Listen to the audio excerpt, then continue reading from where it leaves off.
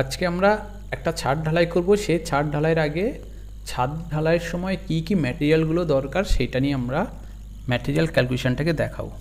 প্রথম হলো আমার বাইন্ডিং ম্যাটেরিয়াল হিসেবে আমার সিমেন্ট লাগবে। এইটা হলো বাইন্ডিং ম্যাটেরিয়াল। বাইন্ডিং ম্যাটেরিয়াল হিসেবে আমার সিমেন্ট কতটা লাগবে সেটা হিসাব করব। তারপর আমার ফাইন এগ্রিগেট হিসাবে আমার স্যান্ড কতটা লাগবে সেটা হিসাব করব। তারপরে কোর্স এগ্রিগেট হিসাবে আমার স্টোন চিপস কতটা লাগবে সেটা হিসাব করব।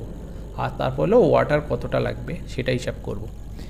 এইবার এই তিনটে জিনিস আমার প্রথমে ফাইন এগ্রিগেট, কোর্স এগ্রিগেট আর হলো আমার বাইন্ডিং ম্যাটেরিয়াল, এগুলো এতটা ভাইটাল যে ঠিকঠাক করে যদি না ক্যালকুলেশন করি আমি ছাদের যখনই কাজ করব আমার হয় ম্যাটেরিয়াল শর্ট পড়বে, নয় এক্সেস ম্যাটেরিয়াল হয়ে যাবে।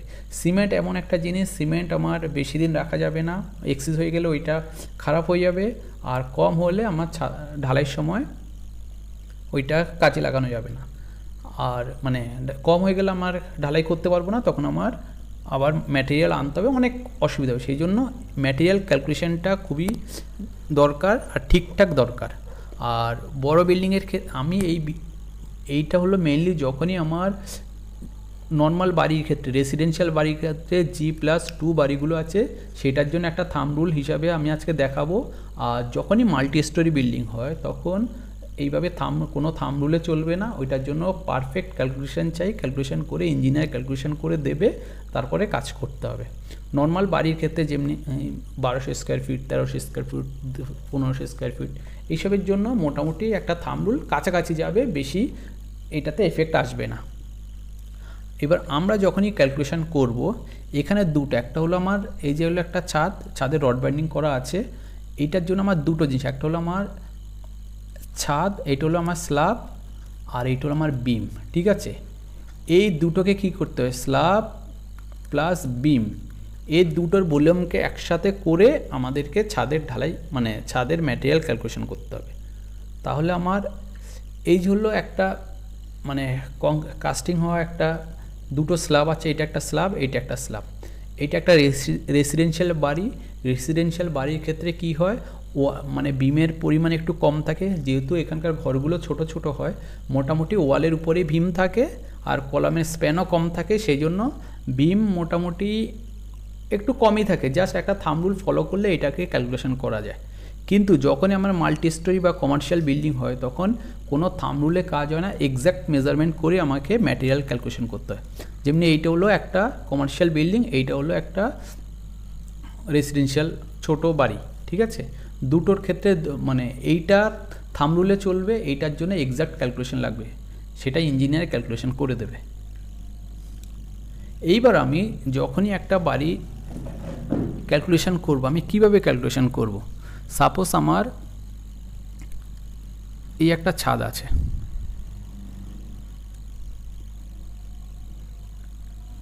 এই একটা ছাদ আছে, ঠিক আছে, এই ছাদে অনেকগুলো বিম আছে। রেসিডেন্সিয়াল বাড়ি যেহেতু মোটামুটি 13 ফুট 14 ফুট পর পর এইভাবে বিম, ঠিক আছে, এইভাবে বিম আছে। আর এই বাড়ির ডাইমেনশনটা আমি ধরলাম 10 metre by 10 metre, 10 metre into 10 metre. এই বাড়িটা আমি ধরলাম এইভাবে। এইবার এরকম বাড়ির ক্ষেত্রে যখনই আমরা ক্যালকুলেশন করব, প্রথমে আমি এটা মিটারের জায়গায় আপনি ফুটও করতে পারেন, যা ইচ্ছা ডাইমেনশন যা হয় সেইভাবে এটাকে করা যেতে পারে। আপনি ফুটও করতে পারেন, মিটারও করতে পারেন, আপনার ইচ্ছা। তাহলে এইবার আমার প্রথম হলো আমার এখানে যদি আমি স্ল্যাবের এরিয়া বের করি, স্ল্যাবের এরিয়া আমার কি হবে, 10 metre 10 into 10 metre equal to 100 metre square. আমি স্ল্যাবের আমার এরিয়া পেয়ে গেলাম। এবার স্ল্যাবের এরিয়া পেয়ে যাওয়ার পরে এইবার আমি কি করব, এইটাকে আমি ফুটও করতে পারি। 10 মিটার আমরা 1 মিটার স্কোয়ার ইকুয়াল টু আমরা কত জানি, 10.76। ঠিক আছে, তার মানে এইটাকে আমি বলতে পারি 1076। ঠিক আছে, 1076 FT স্কোয়ার। তার মানে নর্মালি বাড়ি 1000 3 BHK যদি যাই আমি মোটামুটি 1000 স্কোয়ার ফিটের কাছাকাছি বাড়ি হয়, মোটামুটি এই 10 মিটার বাই 10 মিটার যদি ধরি, আমার এই হলো আমার বাড়ি স্কোয়ার ফিটে এই মাপটা আসে। সেইভাবে আমি ক্যালকুলেশন করছি। তাহলে যেহেতু এটাকে আমি রাউন্ড ফিগার করছি, যতটা ইজিভাবে আপনি মানে ইজিলি আপনিও পরে এটাকে ক্যালকুলেশন করতে পারবেন। নেক্সট হলো আমার, তার মানে আমার এরিয়া কত পেলাম? এরিয়া পেলাম আমার 100 মিটার স্কোয়ার। আর এইবার হলো আমার, যখনই আমরা একটা বাড়ি করব, সাপোজ আমার এই যদি স্ল্যাবটা হয়,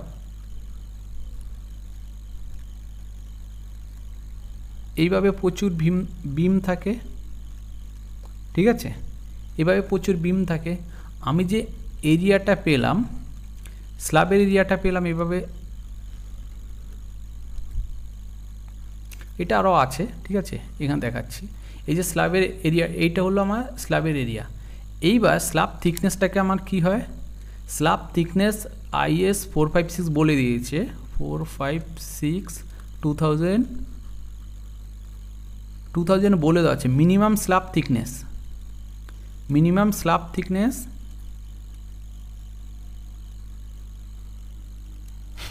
বলে দেওয়া আছে 125 mm।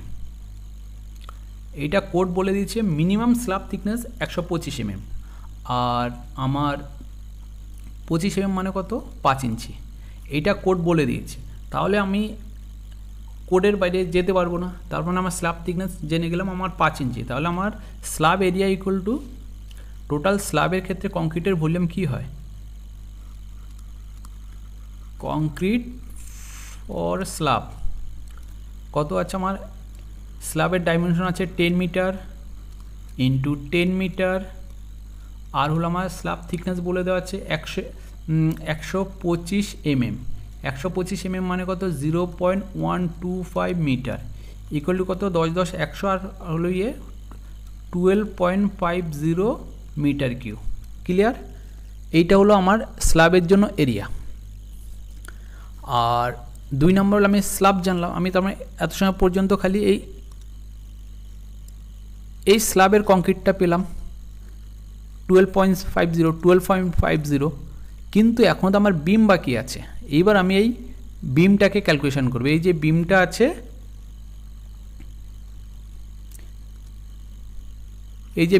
আছে, এই বিমটাকে ক্যালকুলেশন করব। এই বিমটাকে আমি কি করে ক্যালকুলেশন করব? বিম যখনই ক্যালকুলেশন করব, এইটা হলো রেসিডেন্সিয়াল বাড়ির ক্ষেত্রে একটা থাম্ব রুলও বলা যেতে পারে, ফর রেসিডেন্সিয়াল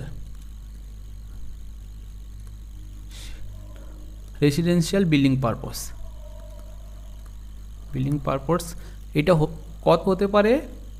এই যে ভলিউমটা আছে এটার সাথে 40% আপ টু G+3 পর্যন্ত, G+3 মানে G+2। G+2 এর ক্ষেত্রে আমরা এটা লিখতে পারি 40% কংক্রিটকে আমরা ইনক্রিজ করতে পারি, ইনক্রিজ 40% কংক্রিট। মানে হলো আমার যদি 100 MQ যদি আমার কংক্রিট হয়, আমার এইটা 40% বাড়ানোর পর হবে 140 MQ কংক্রিট হবে বিমের জন্য। মানে বিমের জন্য আমার 40% বেড়ে যাবে। তাই আমার এখানে আছে কত? 12.50 মিটার কিউ হলো আমার টোটাল স্ল্যাবের জন্য কংক্রিট। আর ফর অ্যাড বিমের জন্য অ্যাডিশন বিম কত আমার? 40%। ঠিক আছে, 40% 12.50 ইন্টু 40% ইকুয়াল টু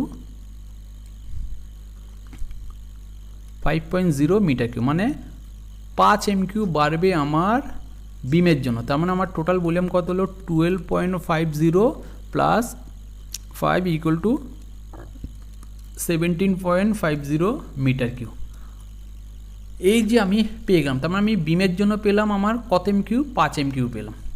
আর কংক্রিটের আর স্ল্যাবের জন্য পেলাম কত? 12 MQ, 12.50। আমার টোটাল কংক্রিটের ভলিউমটা আমি পেয়ে গেলাম। এইবার আমাকে ক্যালকুলেশন করতে হবে কতটা সিমেন্ট লাগবে, কতটা বালি লাগবে। তার মানে আমার এইটুক পর্যন্ত ক্লিয়ার। আমি যখনই হিসাবটা আমার কী দাঁড়ালো, প্রথম হলো স্ল্যাবের এরিয়া, স্ল্যাবের ভলিউম, তারপর হলো ফর বিম, এই দুটো হওয়ার পরে আমার 17.50 মিটার কিউ আমি পেলাম। এইবার 17.50 মিটার কিউ পেলাম। এইবার এখান থেকে আমি সিমেন্ট, বালি, স্যান্ড এগুলোকে আমি বের করব। এইবার যেটা হলো কংক্রিটের দুটো ভলিউম হয়, একটা হলো ওয়েট ভলিউম মানে, আরেকটা হলো ড্রাই ভলিউম। এইবার ওয়েট ভলিউমটা মানে কি, ভেজা অবস্থায় যে মানে আমার যে এই যে ছাদটা হবে, ঠিক আছে, ছাদ ভীম যাই হোক, ঠিক আছে, দুটোর ক্ষেত্রে, এটা আমি ছাদ ভীমের জন্য বলছি না, আপনার কলাম যেই কোনো ক্ষেত্রে ওয়েট ভলিউম মানে আমার শেপ পাওয়ার পরে, মানে এইটা হলো আমার ওয়েট ভলিউম। মানে ব্যাপারটা ওয়েট ভলিউমের ব্যাপারটা হলো আমার জল দেওয়ার পরে যে ভলিউমটা আসে। সাপোজ ড্রাই অবস্থায় আমার ভলিউম ছিল এইটা, ঠিক আছে, ড্রাই ভলিউম। যখনই এইটা আমার ওয়েট ভলিউম হয়ে যাবে, এর আয়তনটা অনেকটাই কমে যাবে, ঠিক আছে। এবার কত পার্সেন্ট কমবে সেটা আমি বলছি, মানে ড্রাই ভলিউম অনেক বেশি হয়, ওয়েট ভলিউম অনেক কম হয়, সেটা কতটা কম হয় সেটা আমি বলছি। নর্মালি আমার যা যদি ওয়েট ভলিউম যদি আমার 100 এমকিউ হয়, ঠিক আছে, বা 100 সিএফটি হয়, আর ওয়েট ভলিউম যদি আমার 100 এমকিউ হয়, এইটাকে আমরা 50 to 55% ইনক্রিজ করতে পারি, ইনক্রিজ ফর ড্রাই ভলিউম। মানে আমার এইটা যদি 100 এমকিউ হয়, তার মানে আমরা এটা 50 to 55% বাড়াবো। মানে এটা যদি 100 এমকিউ হয়, তাহলে আমি এটাকে ওয়েট ভলিউম থেকে ড্রাই ভলিউম করতে গেলে 150 এমকিউও বানাতে পারি, আবার 155 এমকিউ ধরেও আমি এটাকে বানাতে পারি। মানে 50 to 55% এটাকে ইনক্রিজ করতে হয়। তারপরে আমার ড্রাই ভলিউমের থেকে সিমেন্ট, বালি, স্যান্ড এগুলোকে আমি ক্যালকুলেশন করতে, আমার আমার কত ভলিউমটা আমার কত বেরোলো, আমার যেটা বেরোলো ওয়েট ভলিউমটা, ঠিক আছে, ওয়েট ভলিউমটা আমার কত বেরিয়েছে, 17.50 মিটার কিউ বেরিয়েছে। তো ফর ড্রাই ভলিউম, এবার আমার ড্রাই ভলিউম কি আসবে, ড্রাই ভলিউম আসবে 17.50 ইন্টু, সাপোজ আমি 50% ধরি, 50%, ঠিক আছে, 50% মানে আমার কত হচ্ছে, ইকুয়াল টু 50% মানে এটার হাফ হয়ে যাবে, 8.75 মিটার কিউ আমার বেড়ে যাবে, ঠিক আছে। তার মানে আমার কত হলো, 17.50 প্লাস 8.75 ইকুয়াল টু আমার দাঁড়াচ্ছে 26.25 এমকিউ। 26.25 এমকিউ আমার ওয়েট ভলিউম দাঁড়াচ্ছে। তার মানে আমার কি দাঁড়ালো, আস্তে আস্তে বেড়ে আমার এই জায়গায় চলে আসছে। এবার এখান থেকে এই যে আমার এটা হলো কি আমার ড্রাই ভলিউম, ঠিক আছে, ড্রাই ভলিউম আমি পেয়ে গেলাম 17.50কে আমি 50% ইনক্রিজ করেছি। আপনার যদি মনে আপনি 55% ইনক্রিজ করতে পারেন, যদি মনে 53%, যা আপনার যেটা মনে, মানে আমার রেশিও হলো 50 to 55%। এবার ওইটাকে হিসাব করে আমার যেতে হবে, তার মানে আমার 26.25 হয়ে গেল। এইবার আমার যদি ভলিউমটা তাহলে কত হলো, 26.25 এমকিউ। এবার এইটা হলো কি আমার ড্রাই ভলিউম। এইবার আমাকে খেয়াল করতে হবে আমি কোন গ্রেড অফ কংক্রিট ইউজ করব। আমার যদি আরসিসি হয়, RCC reinforce cement concrete, normally আমরা যেহেতু এটা ছাদের জন্য ক্যালকুলেশন করছি, ছাদের জন্য আমাদের ইন্ডিয়ান স্ট্যান্ডার্ড কোড IS 456, একই কোড 456 বলে দিয়েছে, 456/2000 বলে দেওয়া আছে মিনিমাম গ্রেড অফ কংক্রিট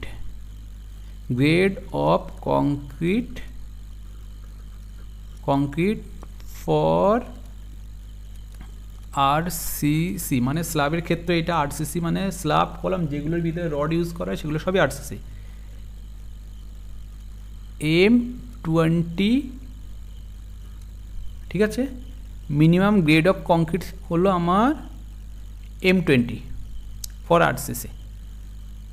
তার মানে যদি আমার যদি M20-তে যদি যাই, আমি M20 করতে হলে আমার মানে RCCর ক্ষেত্রে মিনিমাম গ্রেড অফ M20, তার মানে M20 মানে আমার রেশিও দাঁড়ায় 1:1.5:3। ঠিক আছে, যখনই আমি বাড়ির ছাদ করব আমার মিনিমাম গ্রেড অফ কংক্রিট থাকবে M20, আর M20 মানে হলো 1/3। ঠিক আছে, 1/3 মানে আমাকে এইটা 1/3 রেশিওতে আমাকে কংক্রিট বানাতে হবে। তার মানে আমার রেশিও অফ কংক্রিট, আমি যেটা কংক্রিটটা বানাবো সেটা রেশিও থাকবে বা প্রপোর্শন থাকবে কত, 1 ব্যাগ সিমেন্ট 1.4, এটাকে যদি আমি ব্যাগেই করি মানে বস্তা, 1.5 ব্যাগ স্যান্ড আর 3 ব্যাগ আমার হলো স্টোন চিপস। ঠিক আছে, এই রেশিওতে আমাকে এটাকে বানাতে হবে। তার মানে যদি আমি এই রেশিওতে যদি বানাই তাহলে আমাকে স্টেপ বাই স্টেপ, মানে এখানে কিছু ভুল করলেই রেশিও আমার মিলবে না, অনেক অসুবিধা হয়ে যাবে। সেই জন্য আমাকে, যেহেতু আমাকে বাড়ি বানাবো, আমরা বাড়ি বানাতে গেলে আমাদের গভর্নমেন্ট পারমিশন নিতে হবে, সেই জন্য এই বেসিকগুলো আমাকে ফলো করতে হবে। তার মানে আমার যখনই আমি মিক্সিং করব তখন 1:3 মিক্সিং করবো। 1 ব্যাগ সিমেন্ট দেবো, 1.5 ব্যাগ স্যান্ড দেবো, 3 ব্যাগ স্টোন চিপস দেবো। আর যদি মনে হয় এই 1.5-3 বললে মিস্ত্রিরা যারা ঢালাই করবে তাদের একটু অসুবিধা হয়ে যায়, সেই জন্য ওদেরকে বলা, ওরা তো যে ধামাতে বা প্যান, যে ধামা বা প্যান যেটাতে দেয় ওদেরকে একই মাপের 3টে প্যানই নেবে। 3টে প্যানে ওদেরকে বলে দেবেন তুমি বাবা 2টো সিমেন্ট দাও, 3টে স্যান্ড দাও, আর 6টা তুমি স্টোন চিপস দাও। ঠিক আছে, এইটা ওদেরকে বলে দেবে, 2টো সিমেন্ট, 3টে বালি, 6টা স্টোন চিপস, এইভাবে বলে দিতে হবে। তবে ওরা বুঝবে, 1.5-3 বললে বুঝবে না, ওদেরকে এইভাবে বলতে হবে। তারপর হলো এবার আমি পেয়ে গেলাম, তার মানে আমার দাঁড়ালো কত, 26.25 MQ হলো আমার ওয়েট কংক্রিট চলে আসলো। এইবার আমরা এইটাকে M25 গ্রেডে ক্যালকুলেশন করব। 26.25 হলো আমার কি টোটাল কংক্রিট। এবার হলো গ্রেড অফ কংক্রিট কত আমার, M20, রেশিও কত, 1:1.5:3। এইবার যখনই আমি এইভাবে ক্যালকুলেশন করব 1.5:1:3, আমার প্রথম স্টেপ হলো, আমরা ছোটোবেলায় এই মোট অনুপাতটা ক্যালকুলেশন, মানে টোটাল রেশিও বা মোট অনুপাতটা আমরা ছোটোবেলা শিখেছি। এটা করার নিয়ম হলো, যখন আমি করব এটাকে করার নিয়ম হলো 1 + 1.5 + 3, এইটা হলো আমার কি মোট অনুপাত বা টোটাল রেশিও ইকুয়াল টু এইটা, ইকুয়াল টু কত আমার 5.5। ঠিক আছে, এইবার যখন আমার কংক্রিট হলো 26.25 আর আমার রেশিও হলো এইটা আর মোট অনুপাত হলো এইটা। তার মানে আমি নেক্সট কী করব, যখনই বের করব, সাপোজ আমি সিমেন্ট বের করব। ঠিক আছে, একটা করে, যেহেতু আমার প্রথমটা সিমেন্ট বের করব, মোট অনুপাত হলো এইটা। সিমেন্ট বের করার রুল হলো আমার, সিমেন্টের রেশিও কত 1 বাই আমার টোটাল মোট অনুপাত কত এইটা 5.5, আর টোটাল কোয়ান্টিটি কত 26.25 ইকুয়াল টু হচ্ছে আমার সিমেন্টের ক্ষেত্রে আমার 4.77 মিটার কিউ। ঠিক আছে, 4.77 মিটার কিউ। আমি তাহলে মিটার কিউ, তার মানে আমার সিমেন্ট কি দাঁড়ালো, আমার 4.77 মিটার কিউ। এইবার আমি যদি বাজারে 4.77 মিটার কিউ কিনতে যাই, দোকানদার আমাকে দেবে না। কেন কি, যদি বড় দোকানে মানে বড় যখন টনে কেনে সেইভাবে দেবে, কিন্তু ব্যাপার হলো নর্মালি আমি বাজার গেলে কিনতে পারবো না। সেই জন্য আমাকে এইটাকে ব্যাগে বা বস্তাতে করতে হবে। আমরা 1 ব্যাগ সিমেন্ট ইকুয়াল টু আমার কি হয় 0.035। ঠিক আছে, 1 ব্যাগ সিমেন্টের ভলিউম হলো 0.035। তার মানে এইটা দিয়ে যদি আমি এটাকে ভাগ করে দিই তাহলে একটা রেশিও পাবো। আবার 1 MQ ইকুয়াল টু লেখা যায় আমার 28 ব্যাগ সিমেন্ট। 28 bag cement. তার মানে আমি যদি এইটাকে যদি করি তাহলে কী হয়, 1 MQ ইকুয়াল টু যদি 28 ব্যাগ হয় তাহলে 4.77 ইন্টু 28। এইটা করলে কত হয়, এইটা করলে হয় আমার 133.63 ব্যাগ, অ্যাপ্রক্স আমি ধরলাম 134 ব্যাগ। ঠিক আছে, তার মানে আমার কত 1076 ফিট স্কোয়ার ইকুয়াল টু মানে 1076 স্কোয়ার ফিট যদি ছাদ হয় তার জন্য আমার সিমেন্ট লাগবে 134 ব্যাগ। এবার এই 134 ব্যাগ হলে হবে না, ওইখানে আমাকে ফ্যাক্টর অফ সেফটি +-5 ধরে রাখতে পারে, 10ও ধরতে পারে। মোটামুটি আমাকে 145 ব্যাগ সিমেন্ট সাইডে নিয়ে আসতে হবে। ঠিক আছে, তারপর আমি সিমেন্ট পেয়ে গেলাম। সেকেন্ড হলো আমার স্টোন চিপস। ঠিক আছে, স্টোন চিপস ডাইরেক্ট বের করার নিয়ম হলো আমার এখানে কত আছে, এই যে আমার 4.77 MQ আসছে। ঠিক আছে, এইটাকে ডিভাইড করার পরে আমার 4.77 MQ আসছে। এইটাকেই আমি একবার এইটার সাথে গুণ করলে হয়ে যাবে, একবার এইটার সাথে মানে যখন যারটা লাগবে তার সাথে গুণ করলে হয়ে যাবে 4.77। তবু আমি দেখাচ্ছি স্টোন না, প্রথমে স্যান্ড বের করি। আমার স্যান্ড কতটা লাগবে, আমার স্যান্ডের রেশিও কত 1.5 বাই 5.5 ইন্টু আমার 26.25 ইন্টু 26.25। ঠিক আছে, এটাকে ক্যালকুলেশন করব, ক্যালকুলেশন করার পরে এটাকে ওই 4.77ই আসবে। 4.77 হওয়ার পরে আমার আসছে টোটাল ক্যালকুলেশন করার পর আসছে 7.159। এইটা ইন্টু এইটা করার পরে আমার 7.159। এইবার এই 7.159 যদি যাই, এইটা আমাকে মার্কেটে আমাকে দেবে না। ঠিক আছে, আমাকে কি খেয়াল করতে হবে, আমাকে জানতে হবে 1 MQ ইকুয়াল টু আমার 35 CFT। ঠিক আছে, তার মানে 1 MQ ইকুয়াল টু যদি 35 CFT হয় তার মানে আমার 7.159 এর জন্য কত, 7.159 ইন্টু 35 করলে আমার কত CFT হয়, 250 CFT। ঠিক আছে, নিয়ার 250 CFT হয়ে গেল। তার মানে আমি কী জানলাম, আমার সিমেন্ট লাগবে আমার কত ব্যাগ, সিমেন্ট লাগবে 134 ব্যাগ, 134 ব্যাগ। স্যান্ড লাগবে আমার 250 CFT, আর বাকি হলো আমার স্টোন কতটা লাগবে। স্টোনকে ডাইরেক্ট আমি ক্যালকুলেশন করতে পারবো, আমার রেশিও কত 1:1.5:3, মানে এইটার ডবল এইটা, সবসময় স্যান্ডের ডবল হয় স্টোন। তার মানে যদি আমার যদি স্যান্ড যদি হয় আমার 250 CFT, তাহলে আমার ইয়ে কতটা হবে, স্টোন হবে 250 ইন্টু 2, 500 CFT আমার পাথর লাগবে। ঠিক আছে, এইবার আমার এইটাকে সবসময় এই যে স্টোন, স্যান্ড আর স্টোন মানে বালি আর পাথর, এইটাকে একটু বেশি ধরে রাখতে হবে। 200 জায়গায় আমি এটাকে 300 আনবো, আর এটা 500 জায়গায় 550 CFT পাথর আনবো। এইটা নিয়ে আমি ঢালাই করলে আমার মোটামুটি 1000, আমার তার মানে ছাদটা কত দাঁড়ালো 1076 ফুট স্কোয়ারে। আমার স্যান্ড লাগছে, সিমেন্ট লাগছে কত, সিমেন্ট লাগছে আমার 134 ব্যাগ, এটাকে ধরলাম আমি 140 ব্যাগ। আর 2 নম্বর হলো আমার স্যান্ড কতটা লাগবে, স্যান্ড লাগবে আমার 250, আমি ধরলাম 300 ব্যাগ, 300 CFT। আর হলো আমার স্টোন লাগবে কত, 500 CFT, আমি ধরলাম 550 CFT। এইভাবে আমাকে ক্যালকুলেশন করতে হবে। আর এইটা হলো রুল একই, যদি আমি এইটা গেলো আমার M1/3 জন্য, M20 জন্য।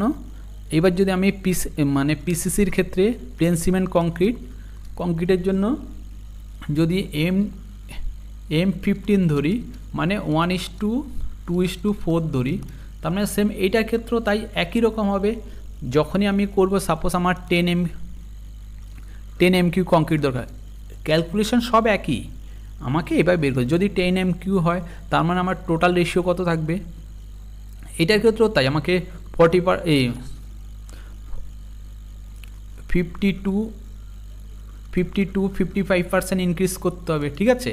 যা হবে যেহেতু আমার সাপোজ আমার পিসিসি যখনই আমি প্লেন সিমেন্ট M10 ধরে করব, তখন তো আমার বিমের কোনো গল্প নেই, যেহেতু এটা পিসিসি হবে, তাহলে প্লেন সিমেন্ট কংক্রিট যেখানে রড ইউজ হবে না, তখন আমরা কি করব, এরকম ক্ষেত্রে 10 MQ সাপোজ যদি হয়, 10 MQ তে আমি বাড়াবো কত পার্সেন্ট, এখানে খালি ওয়েট টু ড্রাই ভলিউমে যাব 10 ইন্টু 50% যদি ধরি, তাহলে এইটা হয়ে গেল, টোটাল হলো আমার, এটা 5% বাড়লো, টোটাল হলো আমার কত, 10 MQ ইকুয়াল টু আমার ড্রাই ভলিউম হয়ে যাবে 15 MQ। এইবার আমার রেশিও কত, 1:2:4 ফর M15, তো M15 জন্য তাহলে টোটাল রেশিও কত, টোটাল রেশিও 1 + 2 + 4 = 7। তো আমার রেশিও কী হয়, সিমেন্ট কতটা লাগবে, সিমেন্ট লাগবে আমার